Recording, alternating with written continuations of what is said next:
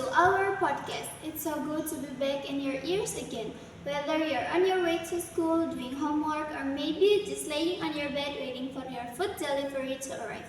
We are from Cibitung State 8 Junior High School. Would like to introduce ourselves.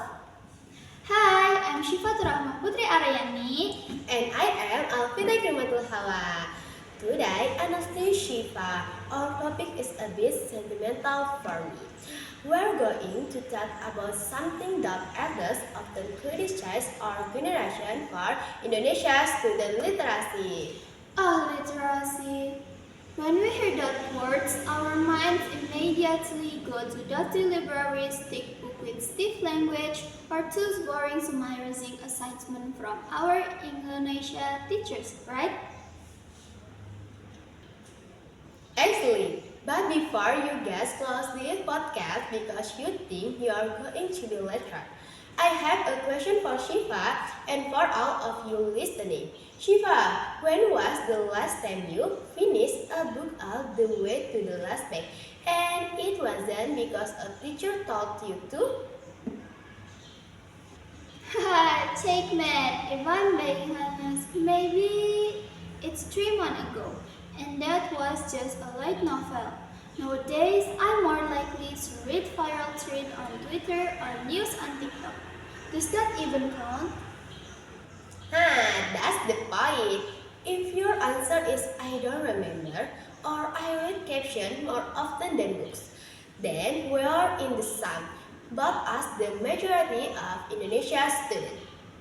But don't worry, we're not here to chat, we're here to find out why are we so lazy to read and is reading only about books? Exactly, because literacy is not just a requirement to pass school, guys, it's a life skill. It's about how we survive in a world overflowing with information. So, stay tuned because the next 20 minutes are going to open your eyes.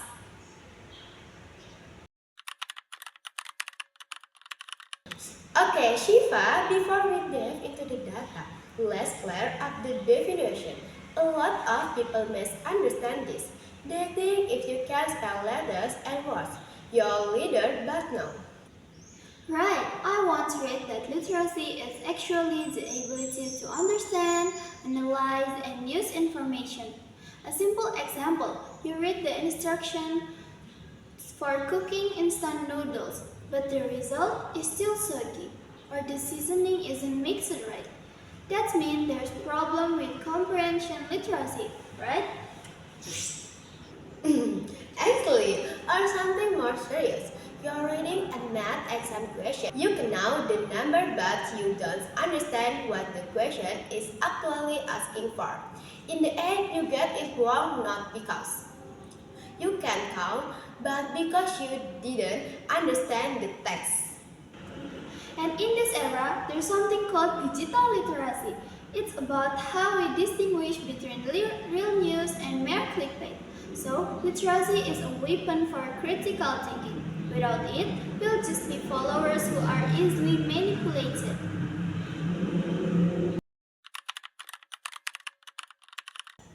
Now we're getting into the bitter part. Have you ever heard of PISA Shiva? The international test, the one where Indonesia is always at the bottom. Precisely, Program for International Student Assessment. The latest data show that our student reading literacy scores are still way below the global average. We are frequently in the bottom 10 out of around 70 countries. That's sad, but Vita, I often see Indonesia being very active on social media. Thousands of comments. Is it true we're called a low reading interest nation? Now, this is the problem. A study from Central Institute State University ranked Indonesia 60 out of 61 countries in literacy. We talk a lot on social media, but we don't like reading long text. We are good at speaking and making friends, but not very good at understanding what we read. I have a theory about this. Maybe it's because our school system used to focus too much on memorization. We were told to read, then memorize dates, names of figures, but we were never invited to discuss. In your opinion, why did this character do that? Agreed, we were trained to be reading machines, not critical thinkers. That's why when we were present with a slate, a long text, our brains immediately shut down. We felt like a friend thing just looking at words without picture.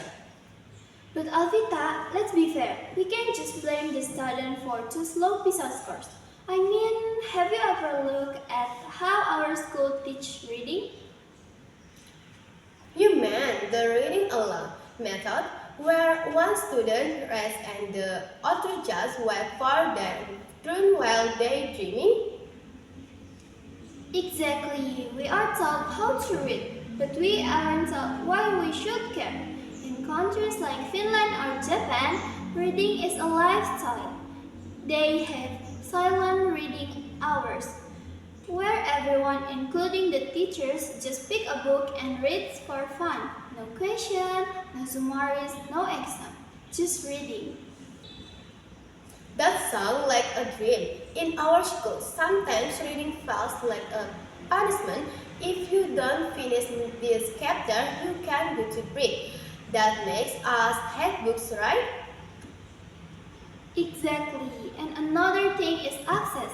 Not every student in Indonesia has a library nearby. Some schools in remote areas barely have textbooks, let alone cool novels. So, the literacy crisis isn't just about laziness, it's also about a lack of interesting things to read. That's a good point. It's hard to love reading when all you see are all boring books from the 80s. We need more diverse stories that relate to our life as English.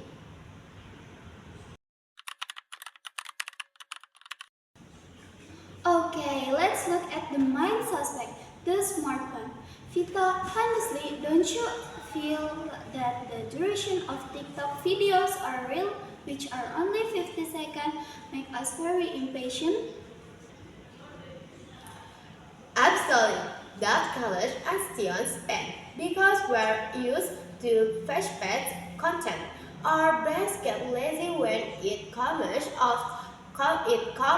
focusing on something that takes a long time, like reading a 200 page book. We want to skip straight to the car or the constellation. But I want to defend a technology bit. We have apps like Kindle, Wattpad, or even digital libraries like ePusnas. Technology should make it easier, not make us lazier. Two, technology is neutral. A knife can be used to eat vegetables or it can be used to hot salmon. The problem is not the point, it's what we open on it. If 5 hours are spent watching people dance or celebrity drama, well, our literacy will stay in place. So, the key is intentional use. Use your gadget to find new perspective. For example, after watching a cool movie, try searching for an article on the explanation of the movie's ending. That's already a small literacy exercise.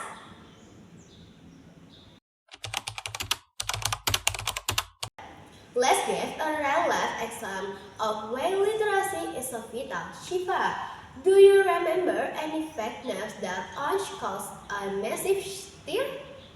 So many, like health hoaxes saying that eating this with that can become poison. Even though scientifically it makes no sense. Worse, the ones most active in sharing it usually family WhatsApp groups. Classic family WhatsApp group are the all-time literacy test. The problem is many people only read the bombastic headlines and immediately hit the share button without reading in the content. That's dangerous. Low digital literacy can cause mass panic. That's why as student we must have a filter. Check the course, check the date, check who the author is. If we don't have literacy, we just become tools for spreading other people's lies. Okay, with this question, the problem now was the solution. We don't want to just contest without offering a way out. Shiva, what's your first tip for friends who want to start building a reading habit? First, lower your ego. Don't immediately force yourself to reading heavy philosophy books. Start with what you love, like football, reading a biography of a football player. Love makeup, reading about the history of cosmetic brands. Read what you love until you love to read. That's great. Second one from me. The 15-minute rule. Don't think I have to read one chapter. Just think I want to read for 15 minutes before bed. Usually, we start well and up going for an hour because we get curious. 3. Reduce unnecessary screen time. Check your phone setting. How many hours a day do you spend on social media? If it's 6 hours, try taking just 30 minutes from that time to read an article or a book. The impact your brain will be massive. And lastly, join this question after reading something. Tell a friend, hey, I read a cool article about this today. By telling the story, we are forced to reorganize the information in our brains, thus high-level literacy training. And let's talk about the future for a second. For some people may think I want to be a YouTuber or an entrepreneur. Why do I need to be good at literacy? Well, newsflash. If you want to be a YouTuber, you have to write scripts. You have to read contracts. If you don't have good literacy, you might sign a contract that totally scams you. Boom! That's the real world application right there, even in the world of AI like ChatGPT. Literacy is key. If you're not literate, you won't know how to get the right prompts or instruction to the AI. True, AI can give you answers, but literacy is help you decide if those answers are actually smart or just plain wrong. In the job market of 2030, critical thinking and information processing are going to be the most expensive skill. So, by improving your literacy, now you're basically investing in your future salary. Think of the every buck as a deposit in your bank account. I love that analogy. It's not about being a nerd, it's about being strategic.